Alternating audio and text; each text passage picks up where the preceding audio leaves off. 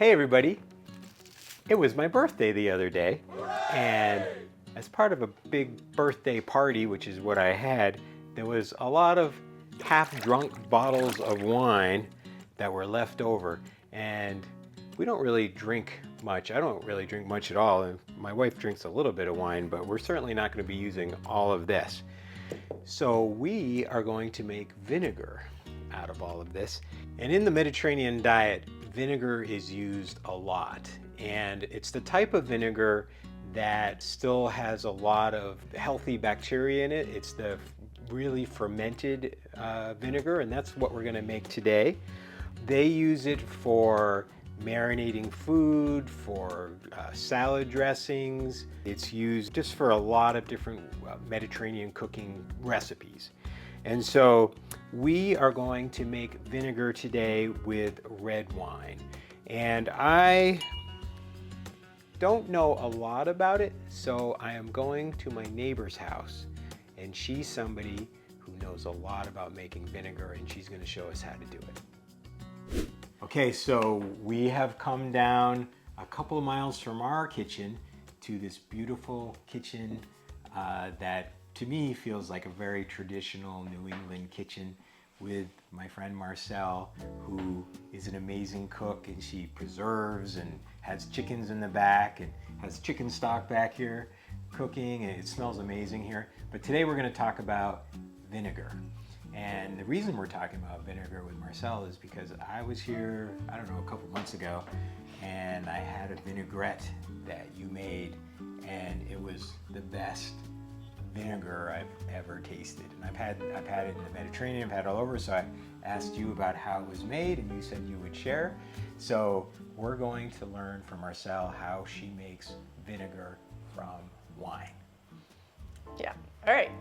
I actually discovered this in an old, French farmhouse cookbook that I was reading about, and I love vinegar. I love, like, my grandmother would make a salad dressing, and that's the salad dressing that I make. So it was really cool to be able to make a vinegar and learn how to do it.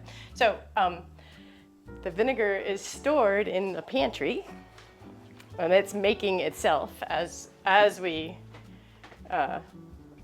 it sits here.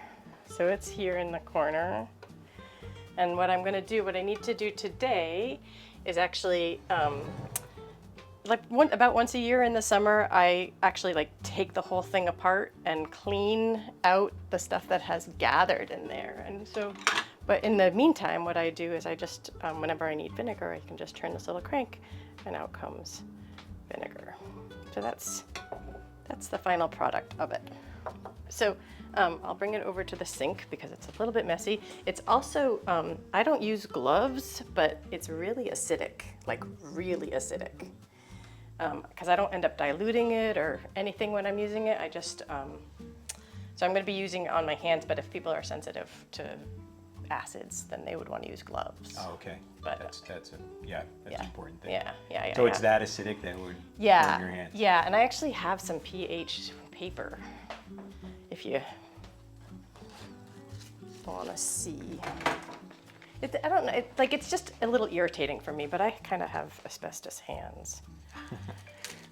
So when you use it, do you usually dilute it? I don't. I usually just use it straight up. That explains why it was so yummy. Yeah. And this I totally cobbled this together. I just found this thing and found this other thing and put it all together, and it's a little bit funky, but it works. And when you read the description of this French farmhouse, they had it in a crock, in some shed. It's always a little funky. It's dark and cool. Yeah, yep. But this is something that you created, which is... Yeah, and it's to keep the fruit flies out, because otherwise it needs to have oxygen to be able to produce vinegar, and fruit flies would want to go in. So that's the way for oxygen to get in. People could do, I did cheesecloth for a little while, but it got pretty gross pretty quick. Anyway, so here's a piece of pH paper, and if you just dip it in here, it's at least 3. So Oh, It's yeah. yeah, the pH of 3. So It's acidic. most vinegars have been diluted to 5%, which I'm not totally sure where that works on pH. Actually, 5% to pH is a little bit different, but in any case, it's very acidic. So before you do this part, Yep. can you just explain how you began? Like what's the process? Yeah, so I was buying unfiltered vinegar, unprocessed, pasteurized vinegars, like these great guys. And I happened to see in the bottom of the jar, there was like this mucilaginous mass. So people who have ever had apple cider that's gone bad or other juices that have gone bad, and there's like this goop at the bottom. Anyway, so I figured that's what they call the mother. And so the mother of vinegar is this, it's a bacterial mass that takes the sugars and the alcohol and converts it into vinegar.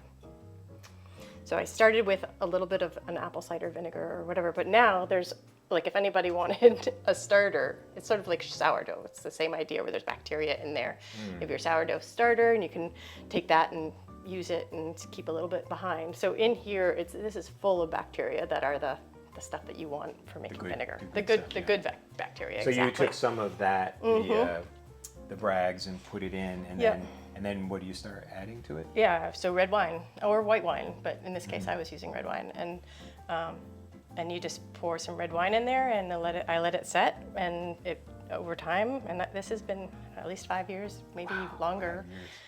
Maybe longer that it's been in this container. So there's some parts in there that are 5 years old. Yeah, for sure. Yep, and it evaporates, and I add wine to it. So between me using it evaporating just to the air, and then I add wine. So it's just this sort of continual mixture that's always going. And the crazy thing, the first, this was going for a while, and then I started to notice that there was this material that was gathering in here. And I actually was teaching with somebody who, that's what she'd studied in microbiology. She had studied yeasts, because this is our bacteria, and she was able to describe to me what was going on. So what I need to do today, if we're ready for this, is literally just to strain it. And what happens is on the lid, the surface of the vinegar, as the bacteria are working, the bacteria create this material that's the mass, that's the matting of the bacteria that the bacteria creates. That looks the byproduct. exactly like the SCOBY that's in kombucha. Okay, cool. So it must be the same thing. Cool, yeah. And it's brown because of the surface. It would be the surface coming out of here, and then when I add more vinegar, it gets pushed out of the way and more. So. And if it was the same thing, like if I took one of those home and put red wine on it, it would turn into vinegar. Yeah. That's actually that's the mother. Yeah, this is full of bacteria. If it's the mother, or if it's at least, from what my understanding is, it's the byproduct created by the bacteria. But certainly there's lots of bacteria in the vinegar itself. But this stuff, it's like, the first time I did this, I was like, what the heck is this stuff? And it looked like liver to me, and it has a texture that's very slippery. It's slippery, and it also, depending on how long the thing was sitting there before I disrupted it, it'll be different layers. It's wild stuff, and it just goes out in the compost. I don't worry about it or anything. It's just. Can I take one home? Of course, and we'll get a container, and you can take some home. And then. So that's sort of the process that it needs to happen every once in a while. Let me go grab a container. How often do you do that? Like once a year. Once a year? Yeah. Okay. So I'll rinse this out. I'll clean out the spout just to make sure that the vinegar can run through, because otherwise it starts to get clogged with that stuff. And then I'll put the vinegar back in with a bunch of, inexpensive red wine, and it'll keep making more vinegar. Because this vinegar has all the bacteria in it, so it's got the mother in it. It's got so you don't all have that to it do needs. it. Yeah. It's great. Yeah, because they're so tiny. The little holes that are stopping the mat from going through are not stopping the bacteria by any means.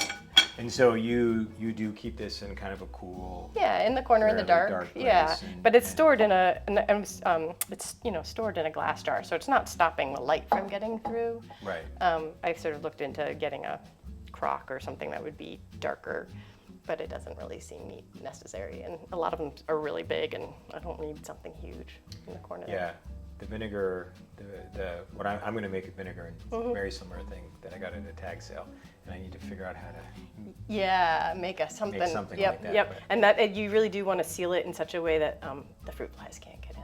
Right, 'Cause that's- and that the air can definitely get Yeah, in, 'cause exactly. Then you're Yep. have problems if you don't have air in there. Yeah, yep. So that's the process right now. Is then I need to clean that, give that a good rinse, put this vinegar back in, and then it's fun. Like I can take some vinegar out and give it to people. So that's one of the things I like to do as gifts. Is just here's vinegar that I made. Can I try a spoonful? Of course. Just remember, it's strong and very acidic. The interesting thing about vinegar, maybe not this acidic, but a lot of vinegars that are acidic, is that it actually helps people with acidity problems. Yeah, So- yeah. And you can obviously have more. Delicious. Isn't that interesting? Yeah, my it's potent, yeah, but it's really good. my understanding, and you can dilute it if you needed to, but my understanding is that the wine that's used to make most commercial vinegars is so bad. Like, it's so bad that even inexpensive box wine or whatever, bottle wine, the wine is so much better that you're going to make better wine. Or better vinegar, sorry. Right. So better wine makes better vinegar, just like anything. Like when you're canning, you don't want to use bad tomatoes. You want to use really good tomatoes, and then Right. you'll have good canned tomatoes. But yeah, All right, well, thank you. of course. And we're going to go back to my kitchen, and we're going to try to start making this vinegar. And we'll let you know how it goes. Okay, we're back in my kitchen, and I am going to make my own vinegar, and I'm going to be using Marcelle's mother from her vinegar, plus she also gave me some of the vinegar itself. If you don't have this, or you don't have a neighbor that might have some, you can use any apple cider vinegar, as long as it says with the mother on it, which it says right here. And so first of all, we're going to use 2 cups of wine. And again, this is all left over from a party. We can mix the wines. It is best to have the best quality wines you can, with the least amount of sulfites is great. But I'm hoping my friends bought high quality wine. We'll find out, I suppose. So there's 2 cups of wine. Add that to the vessel. You want to make sure that you're using glass to make vinegar, and you don't want to have, it's okay to have like food grade plastic or rubber on the inside, but you don't want metal, because the metal will corrode. And then we're going to add 1 cup of filtered water to that, and then about 1/4 to 1/2 cup of the mother. And I'm just going to pour it. And if you do have some of the original mother, then you can use some of that, and you would just lay it on top.